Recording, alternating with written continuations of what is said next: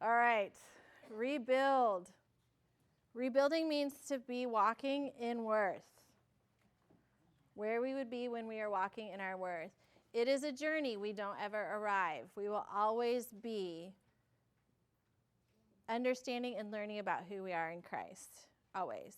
But we can be free from the big lies and the big strongholds. We already went through that. If we walk in shame, we can't love freely. We already talked about that. It prohibits our ability to see him. It also prohibits our ability to love as he loves. So what happens is we can stay in that fog or hidden behind it. In rebuilding, it's important to focus on the concept and idea that rebuilding is not about what we want. That rebuilding is all about what he wants. His will for us. The way that we carry out that calling of loving as he loves. This is not what we want to see differently in our lives at all. This is all about what he wants. So we don't really have to decide. We have to discern. Okay? So it's no longer now, up until this point, everything has been about self-worth. It's still a little bit about self-worth, but everything's been focused on us and our experience and loving as he loves. And when you think about loving as he loves, in general, most of us think about loving others and ourselves, right? It's just part of it when we say, I want to love as he loves.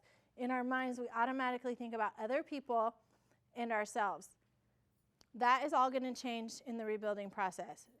No longer is it others and ourselves. It is him. Him, him, him. We are going to love him as he loves us. First and foremost, forevermore, him. All of our energy is going to be put into loving him. I cannot go love others until I first love him. This is going to be a shift for some of you because you've probably spent the majority of your time, and we've spent the majority of the day talking about the other pieces. But once you're grounded in worth and knowing who you are in him and being created in his image and you believe it and you act upon it, everything is him. You loving him. It changes everything. Because when you love him, guess what there's no room for? Doubt, sin, regret. When your eyes are on loving him, there's no room for any of those other things. When I think about loving others, there's some room for it.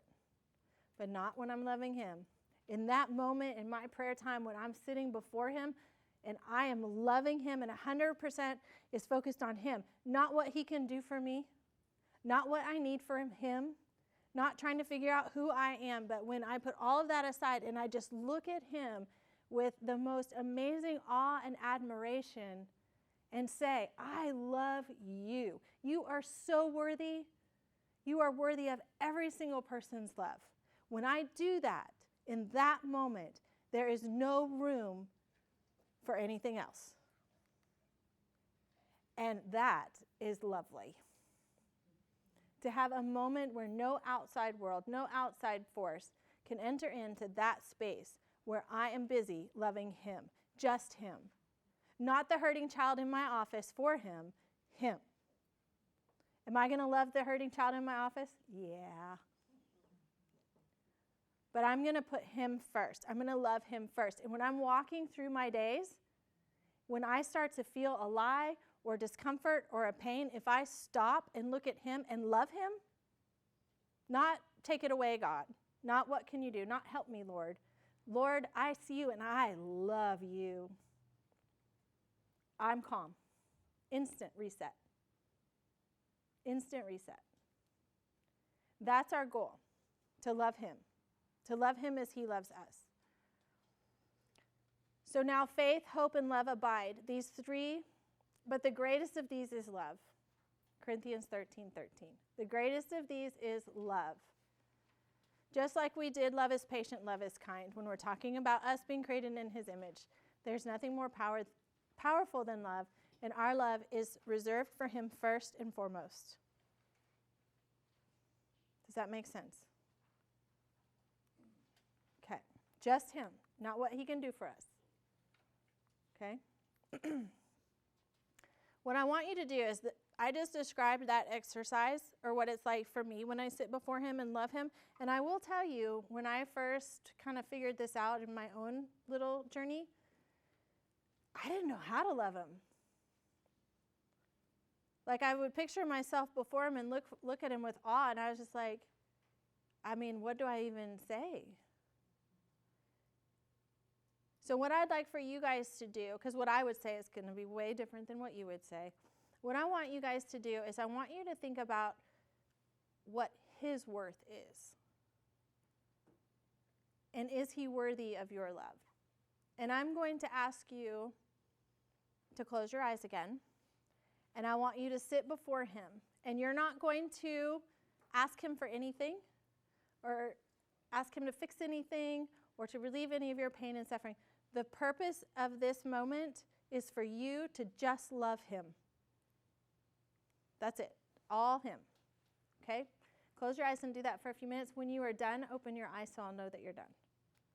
How many of you struggled to do the exercise, or were you able to let go of the low self-worth in that moment? Did you feel worthy? We could see him clearly in that moment, right?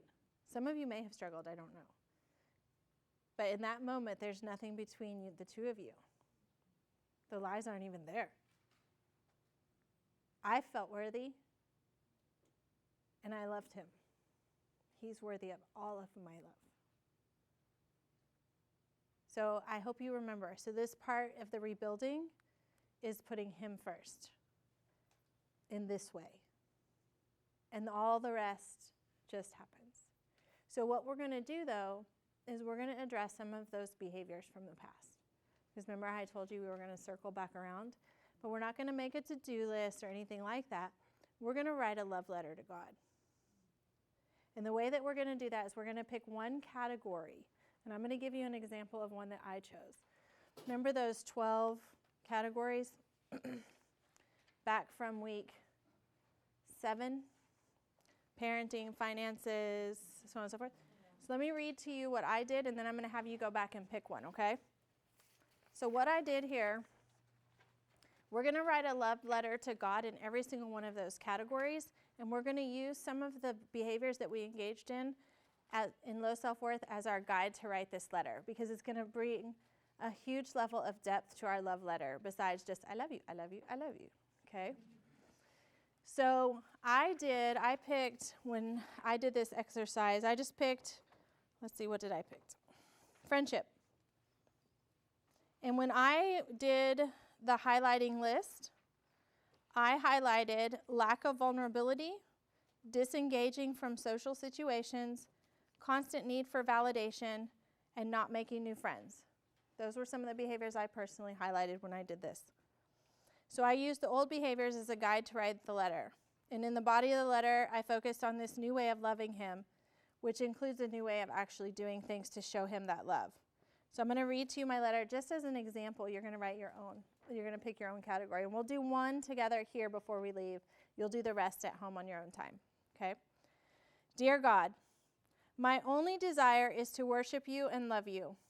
I am totally yours, and I can't stop thinking about you. There are so many ways in which I want to show you my love and dedication.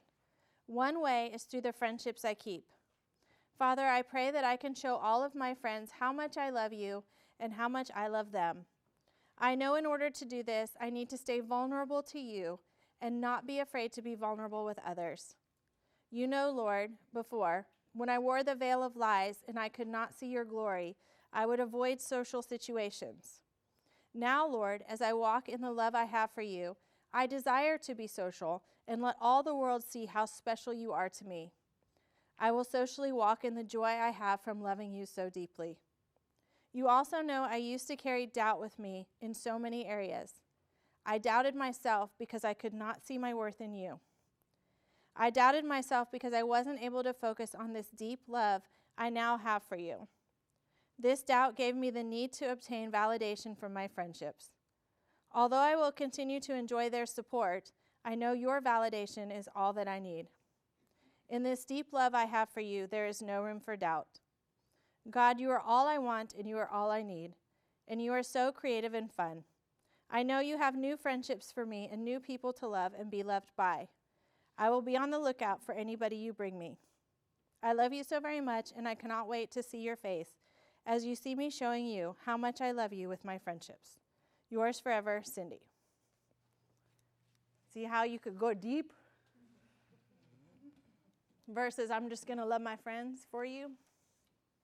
So what I'm going to challenge you to do, I'm going to put on the praise and worship music.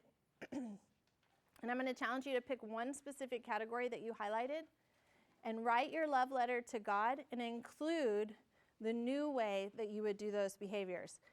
Now, I said it's not a to-do list and it's not goal setting. But if you cannot imagine loving him in this complete way in each area, you will not be able to love him that way in the area. This is imagination exercise. It made a huge difference after I wrote my love letter in my friendships. My behavior changed just by writing the letter. I didn't make it a goal or have a sticker chart about it. It just happened. Okay, so pick a category and write your letter. Did it all make sense? Were you surprised at what you wrote? I was when I wrote it. So rebuilding is about loving him in that way. It's about going before him like you guys did today. For those of you who wanted a to-do list, your to-do list is to finish your love letters. But it's in the right time, in the right moment, in the right way. It's not every Monday at 6. Okay? What will happen, really, to be honest, what will happen is you guys will leave and you're going to have the notebook. Some of you will try to do a small group to keep it going for yourself and for others. And some of you will put the book down and forget until you start to feel unworthy, and then you'll go grab the book back out and you might write a love letter or sit before him. So there's no right or wrong way. But rebuilding is all about loving him, knowing our worth in Christ so that we can love him. The other thing I wanted to ask you about, though, is rebuilding is about what he wants and not what we want. In order to know what he wants, we have to use discernment. How many of you guys, discernment is just the ability to understand what he's asking of us or telling us. So how many of you guys felt like in your exercise when you stood in front of him or sat or however you were with him, how many of you felt like you could understand what he was saying? Everybody, right? That's discernment. We have to be able to discern what he wants from us. That communication that you just had, you came to him as an act of love. The lies are removed. You will be able to communicate with him and him with you if you focus on that peace, that love. So you need to understand that discernment is available for you. Once you get the discernment and the communication, then we get a choice of obedience or disobedience. Obedience is so easy when we love him in that way. It's completely different than when we don't see him clearly or when our eyes are focused on somebody else. We can be obedient. So we go from loving him completely, knowing our worth in Christ, loving him completely, using discernment and acting in obedience, and that takes us right back to loving as he loves with others. It's just a big circle. A love circle. Does that make sense to everybody? And most often, your unique gifts and talents will be a part of that obedience and or your suffering to use for your good and his glory, right?